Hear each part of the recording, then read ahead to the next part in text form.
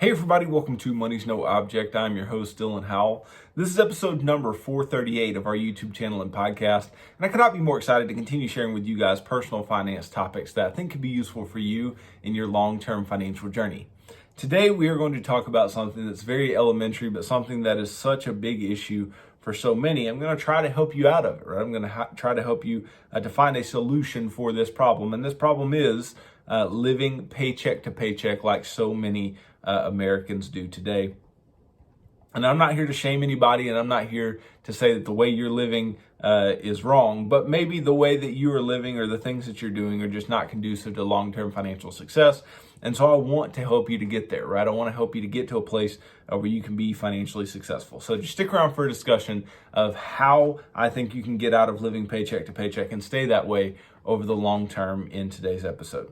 So stick around for a discussion of all that and more. Before we get started though, if you could go down below, hit the big red subscribe button, like this video, leave me any feedback in the comments down below and I'll be sure to respond to anything you leave down there. If you're listening on Apple or Spotify podcasts, be sure to subscribe and leave me a review on either one of those platforms.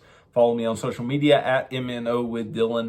And that's really good supplemental materials to all the things I'm putting out in these long form episodes on YouTube and the podcast every single day. Then if you need somebody to help you to build a financial plan and keep you accountable to that plan over the long term, then I can do that. Just DM me on any of the major social media sites and tell me that you are interested in financial coaching sessions. And you and I can begin working together, pushing towards your long-term financial goals and ultimately pushing you on towards long-term financial freedom, which is what I hope for every single individual who's watching or listening to the show on a day-to-day basis. Now, I read this headline and I had to jump in.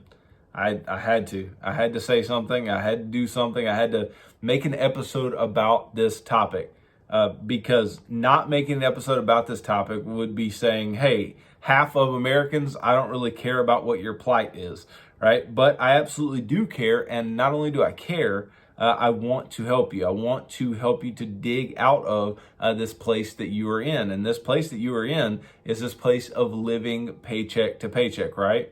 The headline of this article said that 50% of working Americans say that they live paycheck to paycheck, including 31% of those making $100,000 or more. $100,000 isn't what it used to be, but making $100,000 a year, 31% of people should not be living paycheck to paycheck, right? And again, I'm not going to come about this with any type of, looking down my nose at anyone. I know some people make bad decisions. Some people are in tough financial spots, right? But we should not be living paycheck to paycheck. And we can do things to get out of living paycheck to paycheck. So this particular article came from a Magnified Money survey.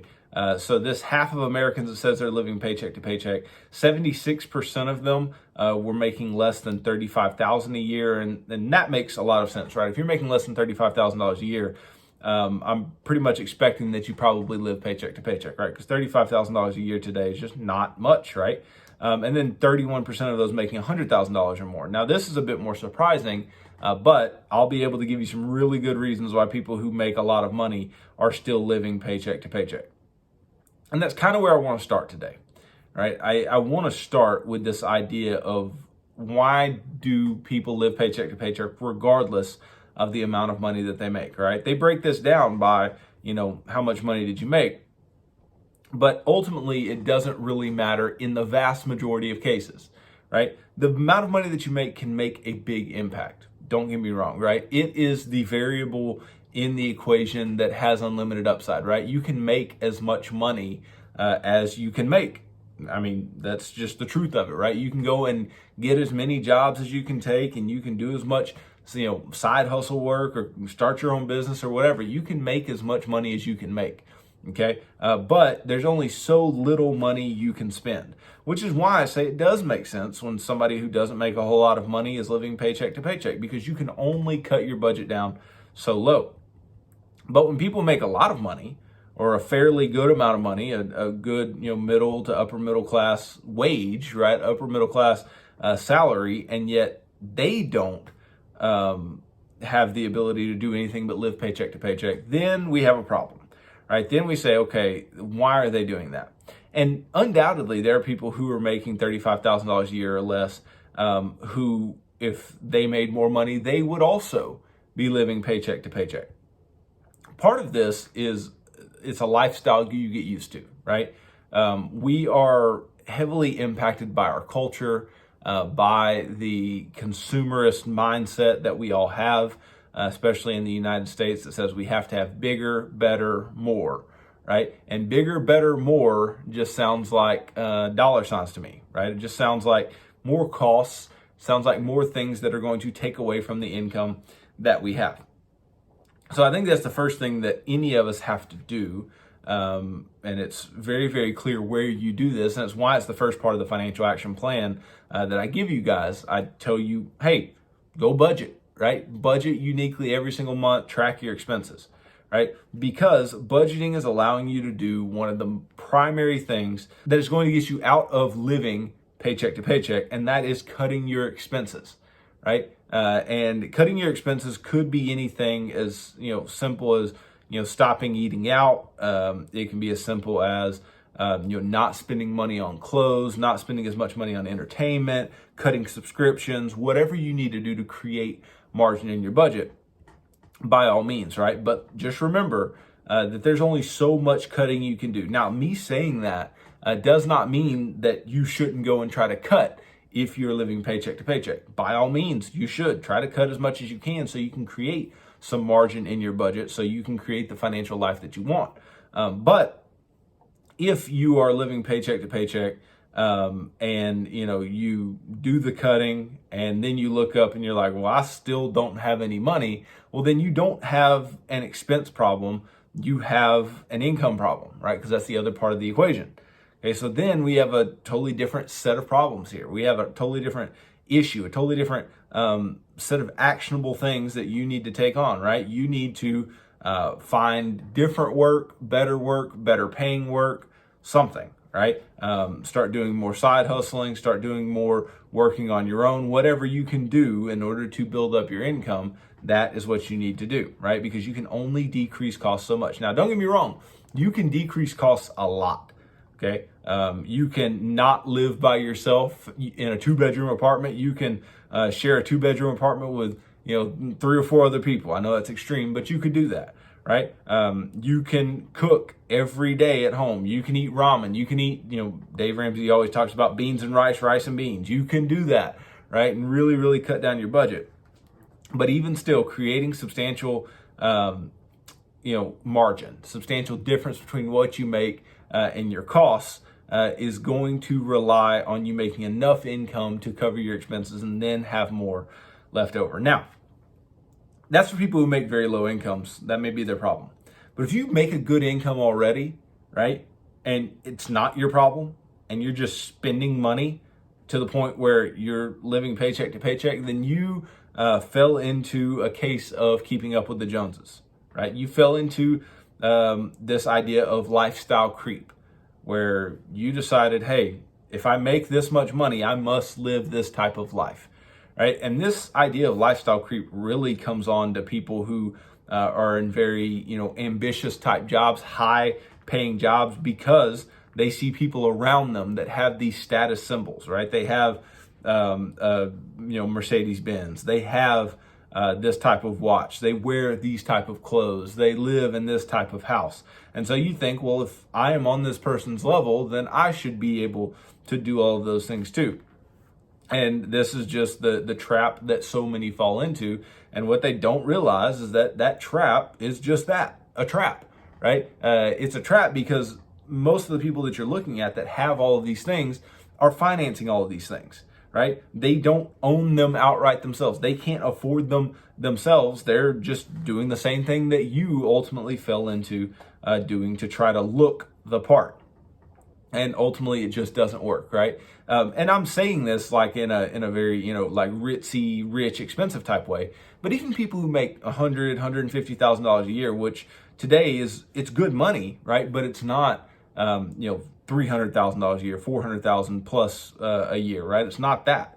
But people who are living that upper middle lifestyle, they want to live that upper middle lifestyle. They're not willing to live in anything less than a, 4-bedroom, 2-bath, 3-bath, whatever, 2,000 square foot house. It's got to look like this, got to be this new, gotta have all these things, right? They're not willing to start small, right? They're not willing to build up and delay gratification. And that's the big problem there, is that people making that amount of money, they're living paycheck to paycheck. Typically, the problem is you're not willing to delay gratification. So what causes this, right? What causes living paycheck to paycheck to be so, so pervasive in your life? Well, the primary cause, as I see it, is financing, is debt, right? Is having so much debt that it forces you to a point where you don't have so much money left to pay for anything else, right? Because you financed everything.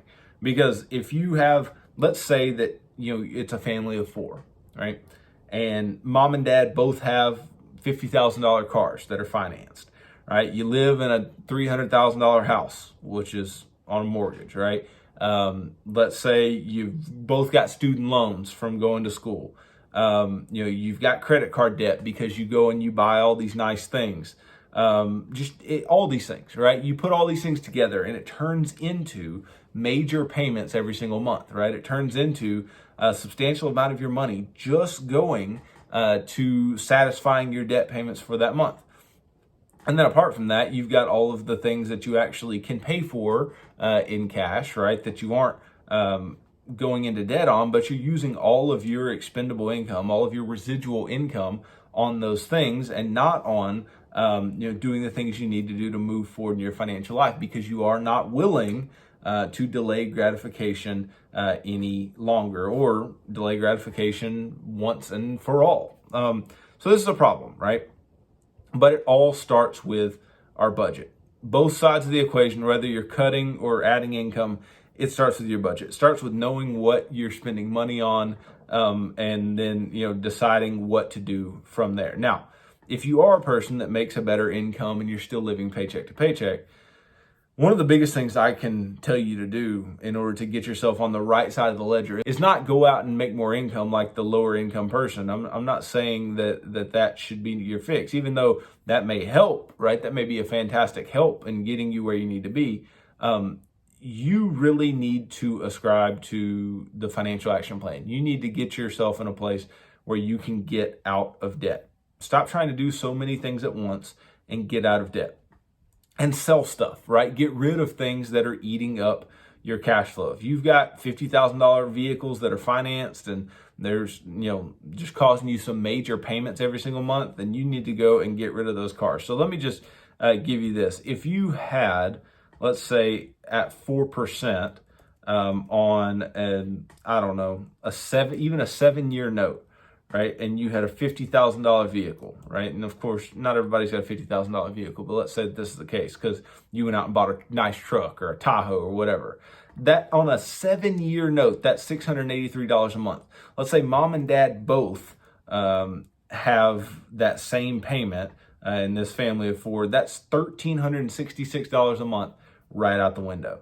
Right? And you may say, okay, $1,366, that's pretty substantial. Yeah, that's pretty substantial. And let's take that let's say we have a house payment where you have, a 4% mortgage.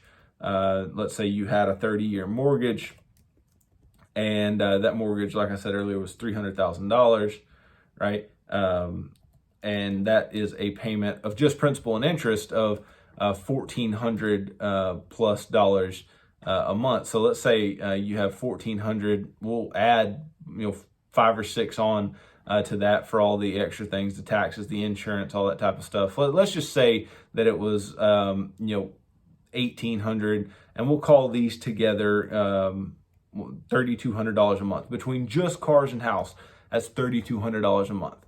Okay, then what? Right? Then what do you have? You've got student loan payments that you have to make. Both of you have $250 a month in student loan payments. Okay, so that's an extra $500 a month. Oh, well then you've got to feed your family of four. So no telling how much. The point I'm making is money runs out very quickly, right? Even if you're making $100,000, $150,000 a year, your money is going to run out extremely quickly, because those are just debt payments I'm talking about. I'm not talking about food and your internet and your water bill and your light bill and all these things that you need relative to just these things that you want or that you chose to have and had financed in this way. So I think for people who are making a lot of money, it's just, man, it's a problem. Keeping up with the Joneses is just so pervasive in our society that it stinks. It's very, very, very tough. Now, something that I think you can do, apart from the budgeting process, apart from selling things, getting out of debt, which is just, all of those things are vital to creating margin in your budget. So if you notice in the financial action plan, what I'm trying to do is I'm trying to take you from a place where you have no money and you're living paycheck to paycheck to, okay, I have some money saved, it's in the bank, right? I'm out of debt. I'm starting to put a little money away for myself. Then I'm really starting to put money away for myself, and I get out of my mortgage, I pay that off, and then I really get to blow things up, right? The whole idea is creating more and more margin in your budget over time so that you can pay yourself, not pay other people, right? So something you really need to get into the habit of doing if you are ascribing to the financial action plan or whatever other plan you want to ascribe to, and you want to have money in your pocket, not just live paycheck to paycheck, is actually paying yourself first and making that automatic, right? Make it absolutely automatic. And I'll tell you a good little trick that you can use. Let's say you're just trying to build up a month's worth of expenses into an emergency fund to start the second part of the financial action plan. It's not a hard thing to do necessarily, but that may seem like a lot of money to you. Maybe a month's worth of expenses is quite a lot to you, right?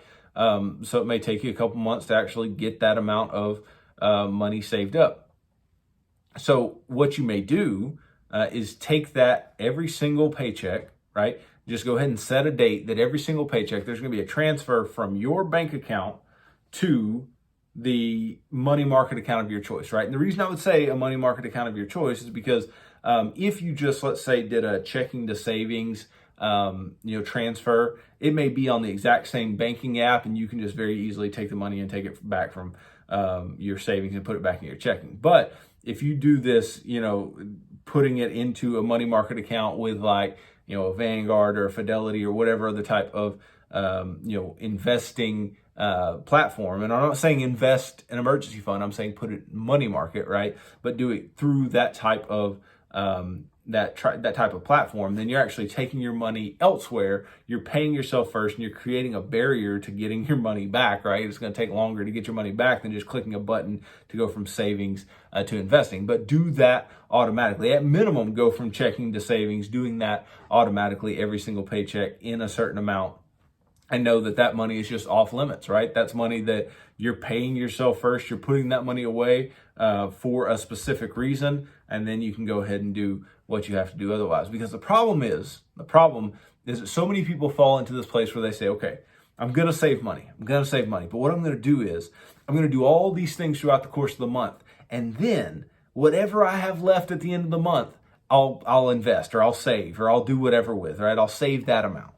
And what ends up happening? What ends up happening is you go and you do everything that you want to do throughout the course of the month. And then you get to the end of the month and you have no money left, right? So this whole idea that you can just, I'm just going to invest what's left or save what's left, it's a fallacy. It is not going to occur because you do not have the discipline to make it happen in that way. So you need to pay yourself first and absolutely make it automatic to where you don't have to go in and press the button every month. You just go about your life and it happens, right? You go about your life and it occurs in the way that you need it to. But I think more than anything, for either of these groups, right? Either, the group that's making very little and living paycheck to paycheck, or the group that's making a lot and living paycheck to paycheck, is you both need a plan, right? You both need some way that you are going to walk through this mess that you're in, or this problem that you have. Right? And luckily, the financial action plan can help you both, right? Yes, the financial action plan doesn't give you a place to say like, oh, go get a better job. That's just implied. It's implied that if you need to make more money, by all means, go make more money, right? But what the financial action plan is going to do for you is what? It's going to get money in your pocket, right? You're going to have money for emergencies, because so many people get into this cycle of paycheck to paycheck, and then they're like, well, I can't ever get ahead because then something happens and I have to pay money, and I can't ever save, and I can't ever pay down my debt. And part of that is just the fact that you have no emergency savings, right? You have no money set aside for rainy days, and rainy days tend to come a lot more often when you're not prepared for them, right? Think about if you had no umbrella or no rain jacket.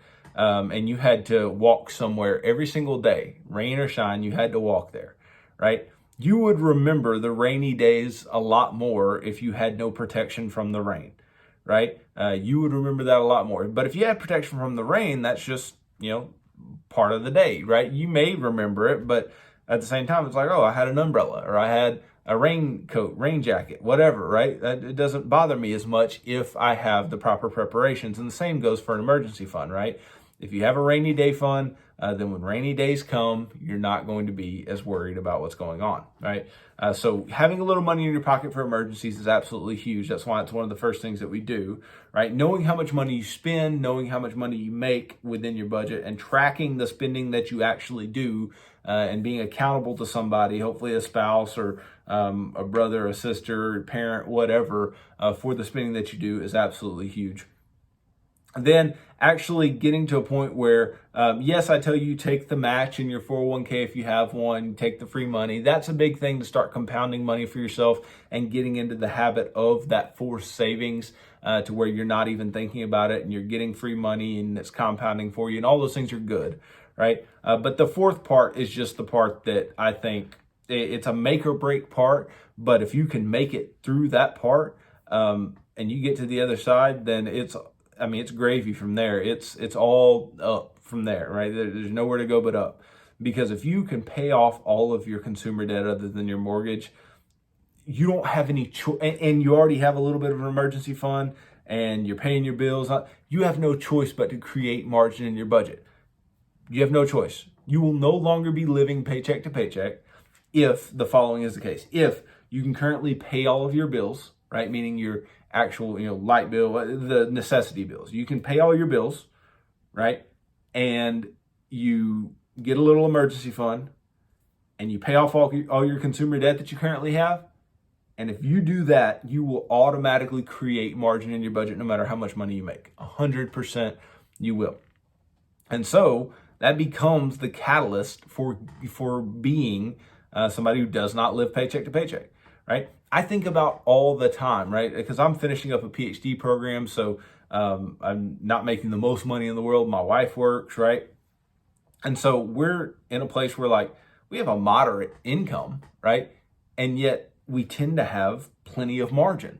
And I think about this all the time. And I tell my wife, I'm like, could you imagine if we had to make a $500 car payment every month, or for both of us, we had to do that? Could you imagine if we lived in somewhere that costs more than where we live? Could you imagine if we had credit card debt? Or could you imagine if we had student loan debt? All these different types of debt that can really add up and just eat away at the margin that you have and keep you from doing the things that are going to be beneficial. We wouldn't have the money to invest in the way that we do. We wouldn't have the money to save in the way that we do. We wouldn't have the money to put away for things that we need, or put away money for our son for his future. We wouldn't have the money to do that if we had these pervasive debt payments that were constantly taking our cash flow month after month. So I think if you're really serious about not living paycheck to paycheck, you have to get real serious about getting rid of the thing that's eating away your paycheck. What I tell you guys all the time on this show, I say that debt is a strain on your cash flow, right? Which means it's going to strain your paycheck, right? It's going to strain your ability to live on your paycheck and make it more likely that you just live paycheck to paycheck, right? So you need to be able to pay off all that debt. And then having a fully funded emergency fund, a 4 to 6 months of household expenses emergency fund, really puts a buffer between you and life and not going back to that old way of living paycheck to paycheck. So that's why that's in the financial action plan. And then you can really get to where you start growing your money, right? You can start putting money away for retirement. You can start investing for your children. You can start, paying down your house. You can do all these things that are going to get you to a place where you are financially free. Because paycheck to paycheck, to me, is financial bondage, right? Where you are just indebted to a job, indebted to a paycheck so much that you have no choice but to just spend everything that you have if you make so little, or you choose to spend everything that you have for the sake of status on the upper end, right? So that's financial bondage. That's being in a place where you have no choices, you have no options, right? And what I want to give you is options. And the only way that I can give you options is if you actually take to heart the things that I'm trying to teach you to do, right? So there is an opportunity, 100%. There's an opportunity for anyone who wants to get out of the living paycheck to paycheck to do so, right? But the problem is, and this is where most people get caught up, is that you have to change, right? Your money doesn't necessarily have to change. You have to change. You have to change how you view money. You have to change how you spend money. You have to change your willingness to go into debt for things. You have to change your idea of not having adequate savings set aside for things. You have to change the idea of, oh, well, I'm gonna work till I'm dead, so I'm not gonna invest anything for my future or save anything for my future. YOLO mentality, right? You have to change. And that's a hard pill to swallow for a lot of people, because we want to be victims. We don't want to be the person who actually says, no, it's my fault and I'm going to change, right? Let's not be victims. Let's be victors. Let's win this game of money. And it's not hard to win. Literally, there are just a few things that you have to do to get yourself into a positive financial situation. Problem is that those things, as simple as they may be, they require action, and they require many people to change things that are so, internally, embedded in them, in who they are, in even our culture as a whole. And you're embedded in the culture that people are not willing to give things up for a better future. And that's a sad fact, right? That's a sad fact of all these people who are living paycheck to paycheck. But that's not what I want for you. I want you to live a life worth living. I want you to be in control of your finances, right? Be in control of your money, or that money's going to be in control of you, right? If you live paycheck to paycheck, your money is in control of your life. You are just a moment away, an emergency away, of being deeper in debt, of digging a bigger hole. And that's not what we want. We want to dig ourselves out of the hole that we're in.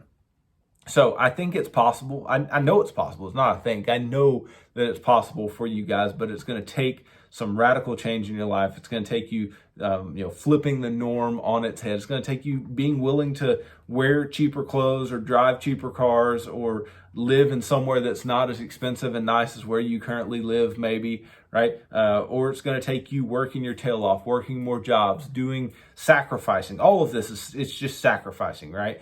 You are either going to do one of two things. You're either going to spend everything that you make today and then have to sacrifice later on because you're having to pay off everything that you paid for previously with debt and with your paycheck to paycheck lifestyle. And that's way more costly, by the way, than the next option, right? The next option is you can sacrifice today, and then later on, you can live how you want to live, do what you want to do, because you actually have the money to do so. You don't have to finance it. You don't have to live paycheck to paycheck. You've actually created a financial life that's worth living. And that, contrary to popular belief, is actually a lot easier, right? It's just harder to make that step. It's harder to make that transition from being in financial pain, financial struggling, to that place of being in control of your own finances and being the one taking the responsibility for your own life. But I want you to do it. I'm encouraging you, by all means, if you haven't yet, take advantage of all of this information I'm giving you, all of this, these tips and tricks that I give you, and take control of your financial life. You will not regret it, because once you start moving in the right direction, you build some momentum, man, you can be scary good at this money game. And that's what it is. It's a game. It's a game, and money's a tool. And I want you to use this tool properly to be financially free, to live a free life, and to live the life that you want to live over the long term. So thanks for watching this video. If you could go down below, hit the big red subscribe button, like this video, leave me any feedback in the comments down below, and I'll be sure to respond to anything you leave down there. If you're listening on Apple or Spotify podcasts, be sure to subscribe and leave me a review on either one of those platforms. Follow me on social media at MNO with Dylan. And that's really good supplemental materials to all the things I'm putting out in these long form episodes on YouTube and the podcast every single day. Then if you need somebody to help you to build a financial plan and keep you accountable to that plan over the long term, then I can do that. Just DM me on any of the major social media sites and tell me that you are interested in financial coaching sessions, and you and I can begin working together, pushing towards your long-term financial goals and ultimately pushing you on towards long-term financial freedom, which is what I hope for every single individual who's watching or listening to this show on a day-to-day basis. So tune in tomorrow as I continue talking about personal finance topics that I think could be useful for you in your long-term financial journey. So thanks for tuning in to this episode of Money's No Object. I'm your host, Dylan Howell. God bless.